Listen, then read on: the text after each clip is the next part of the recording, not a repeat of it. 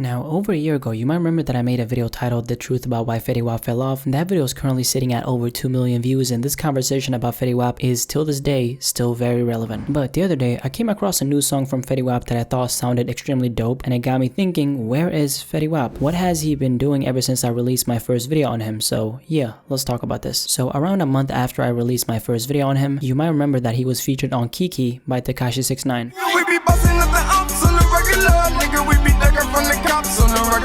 Fetty absolutely killed this record, and I honestly don't think it would have been the same without him at all. Even though Kiki only peaked at number 43 on the Billboard Hot 100 chart, this has been Fetty Wap's first and only time he has been on the charts in the last 2 years. And then a couple months after that, in June, he released a project which was a mixtape titled Bruce Wayne. I actually didn't hear about this project until about a month after it got released, which should tell you something. It seems like there was barely any promotion for it whatsoever, which is kind of worrying because that tells me that he's not a priority on his label at all, which does make sense because he's not a quote-unquote hot artist right now. And keep in mind, him and Young Thug are on the same label, which is 300 Entertainment, and out of these two artists, who do you think the label is gonna prioritize? Yeah, of course, Young Thug. There was some recent news that came out back in September that Fetty Wap had apparently signed with Treyway. Now if he did, it's not an actual thing because on paper he's still signed to 300 Entertainment, so I don't even know what that situation was all about. Maybe it was something unofficial they did behind the scenes without any kind of contracts. But on his Bruce Wayne project, there was a song on there titled Strawberry Kush that I want to talk about. I'ma really break it down, little baby.